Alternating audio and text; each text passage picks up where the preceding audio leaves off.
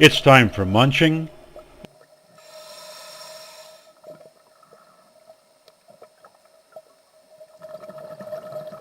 and mating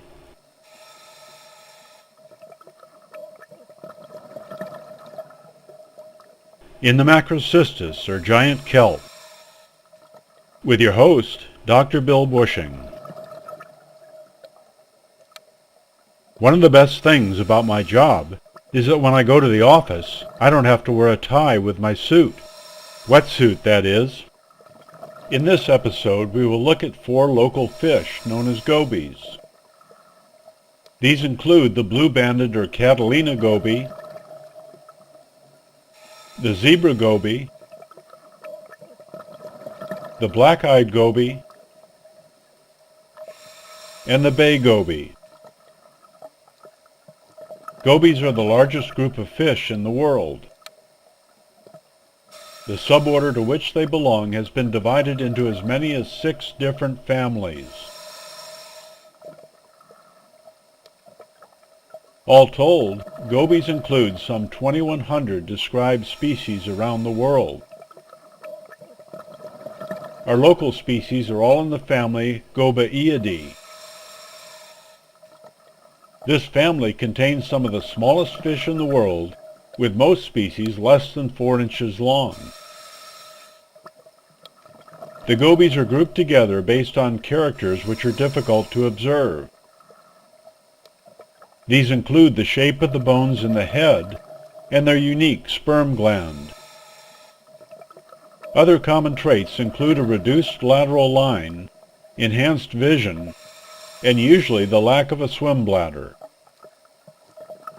Gobies and blennies are often confused by non-scientists.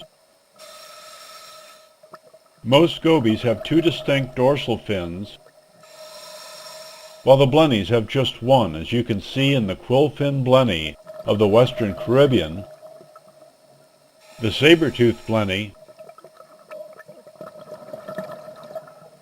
and the Panamanic fanged blenny from the Gulf of California in Mexico. Certainly one of the most attractive fish in our waters is the blue-banded or Catalina goby, known scientifically as Lathripnus dolly. The genus name Lathripnus is Greek for blood or red sleeper. They are classified in the family Gobiidae. Their elongate bodies are mostly red to red-orange. The color often grades from red near the head to orange at the tail. A low fleshy crest runs along the top of the head, starting behind the eyes. They have a variable number, from 2 to 9, of almost iridescent blue bands encircling the body. The body has small, rough scales. These gobies may reach a maximum size of 2.5 inches. Their pelvic fins are fused together. Males tend to be larger than females. The sexes are similar in appearance, but males tend to have 2 to 4 long spines on the front of the first dorsal fin. Geographically, these fish range from Morro Bay in central California to Guadalupe Island off central Baja California, and in the central and southern Gulf of California in Mexico. Some have reported them as far north as Monterey, and south to Ecuador, and even the Galapagos Islands, where another species, Lathripnus gilberti, is also known as the blue-banded goby. In the northern part of their range, including southern California, they often coexist with another member of their genus, the zebra goby. Blue-banded gobies are considered a subtropical species and prefer cooler waters than tropical gobies. Blue-banded gobies are demersal, that is, bottom dwellers, and usually associated with reefs. In fact, in our region, they may be the most common species on the reef. In Southern California, they are most abundant between 10 and 60, but may be found as deep as 250 feet. In the southern part of their range, they may go to deeper water during the warm summer, and then be found throughout their depth range in winter. These fish are territorial and usually sit out in the open on rocks or other perches, but retreat into holes or crevices if threatened. They often hide under the protective spines of sea urchins. These gobies rarely venture far from safety. Blue-banded gobies feed both as carnivores and as planktivores. Divers can easily observe these gobies darting off their perches and snatching food from the water column. They usually return to the same spot on their rock afterwards. In addition to picking plankton out of the passing water, they may eat copepods, amphipods, and ostracods, and will also feed on bryozoa and sponges. The sex life of gobies tends to be a bit unusual, as you will soon discover. The blue-banded goby lives in small groups consisting of a single male and up to 7 females. This group may be a male and his retinue of ladies. However, it isn't entirely accurate to refer to them as male and female.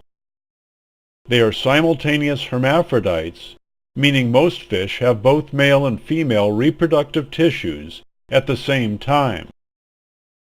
Individuals with more ovarian tissue than testicular are called female biased, while if the male tissue dominates, they are male biased.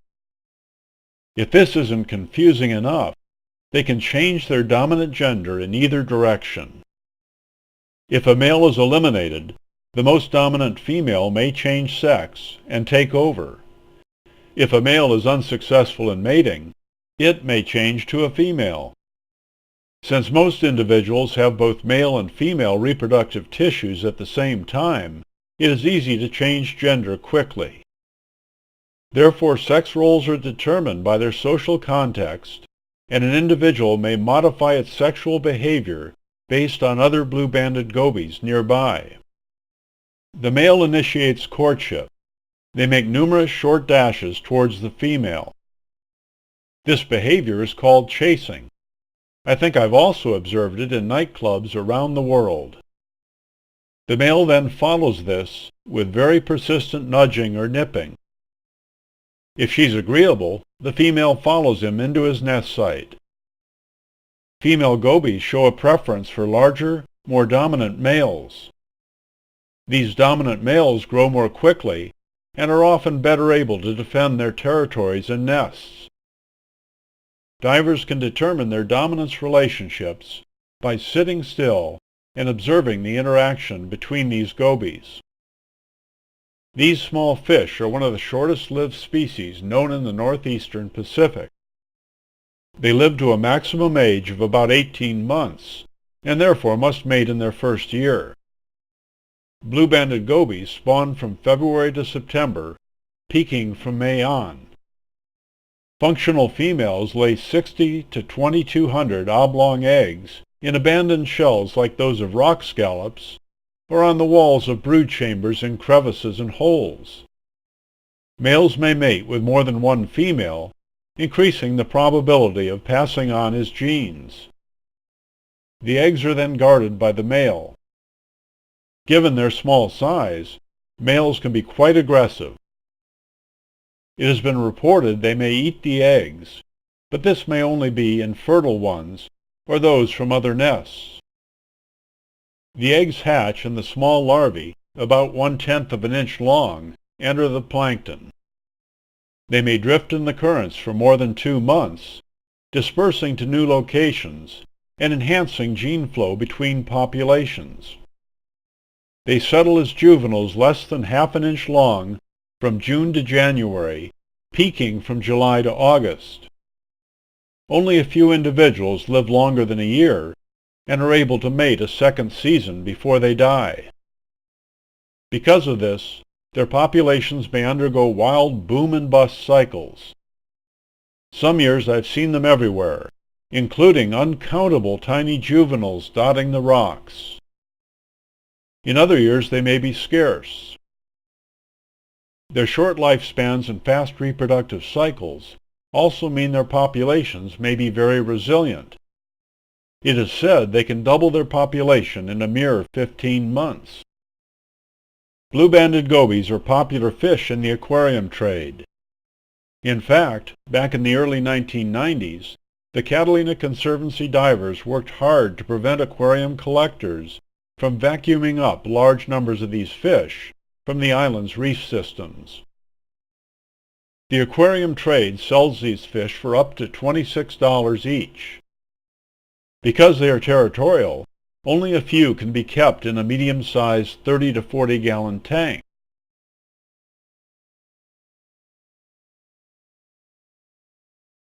Their preference for cooler waters makes them difficult to keep with true tropical species. One aquarium website referred to them as the easiest marine fish to breed and the first marine species to be farm-raised.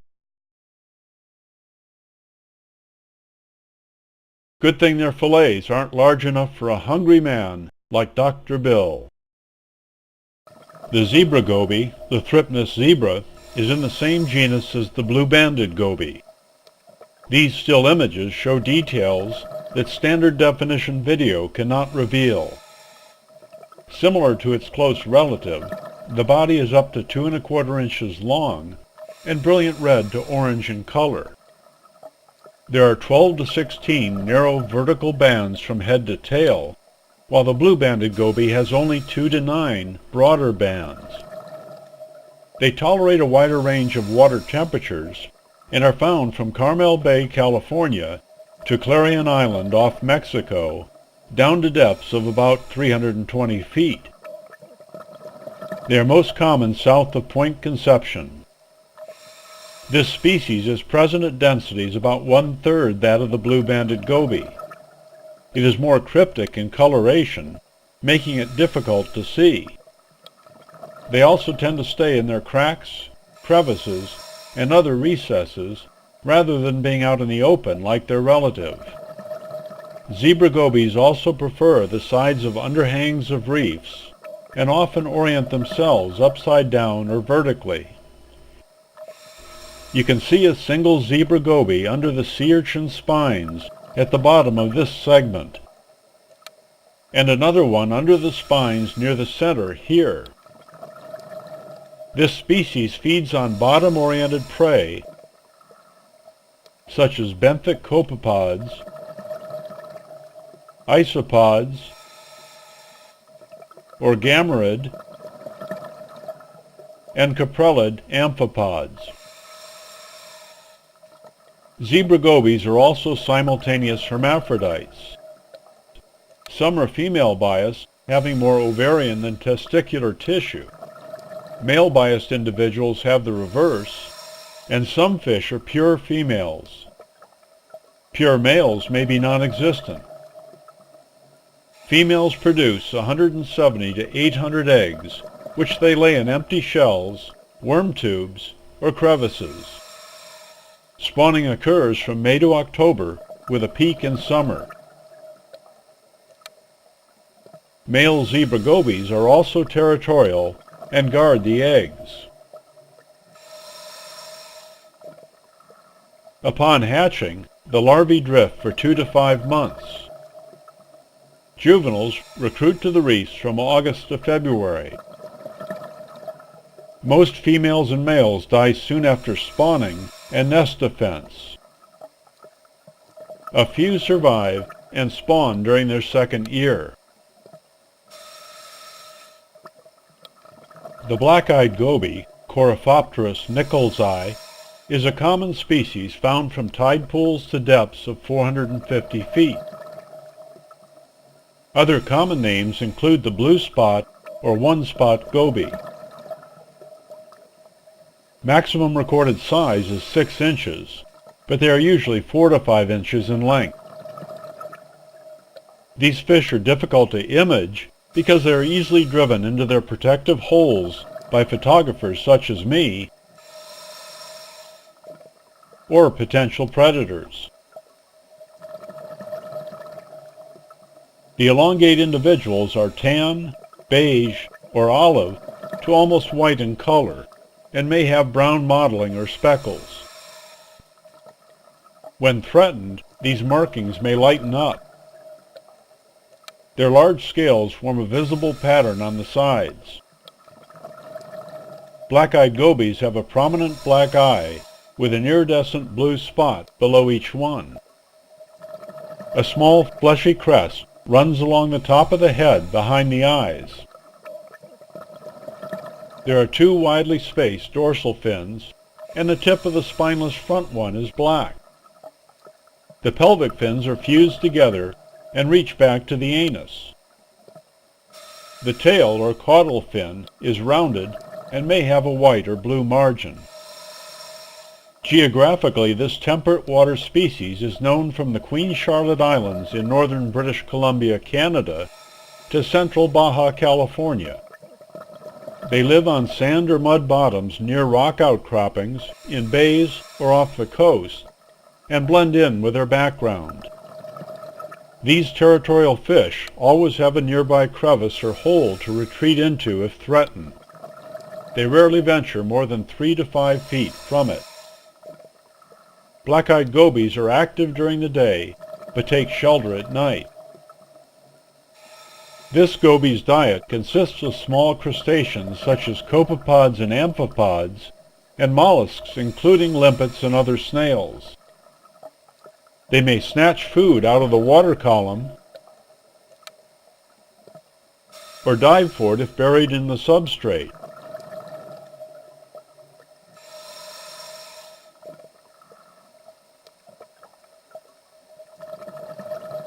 In turn, they are eaten by cormorants.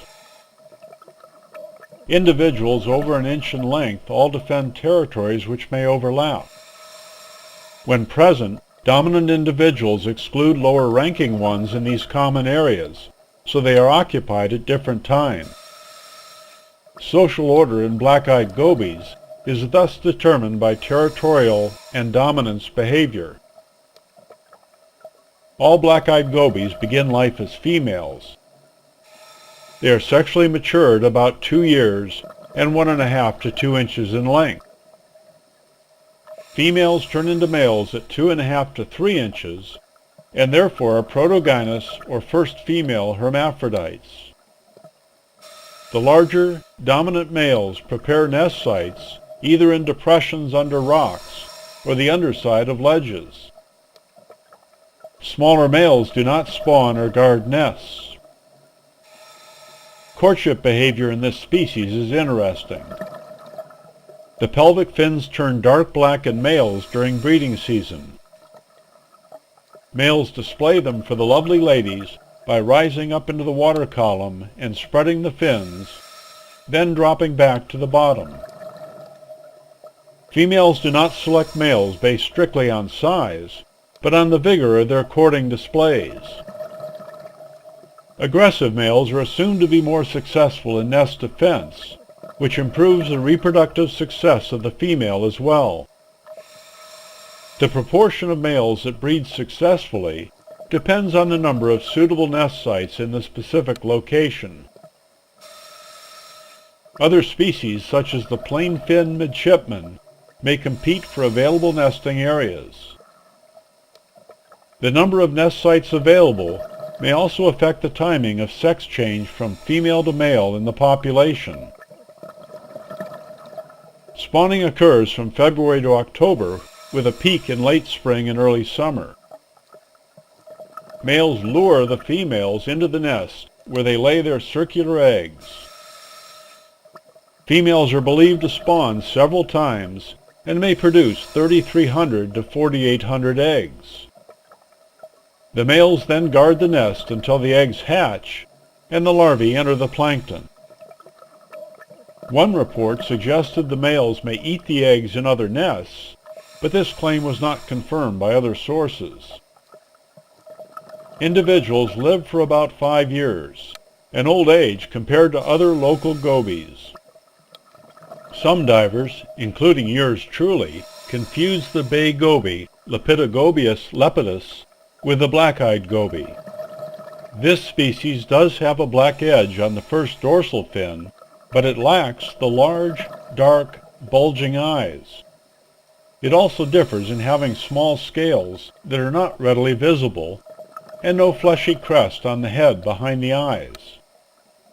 Although the color may be similar to the black-eyed goby, it may also range from tan to reddish-brown, brown, greenish-brown, or olive.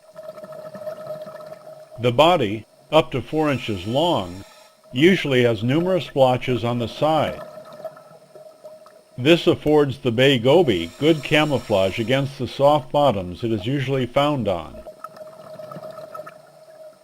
Its distribution from northern British Columbia, Canada, to central Baja California, Mexico, is also similar to the black-eyed goby.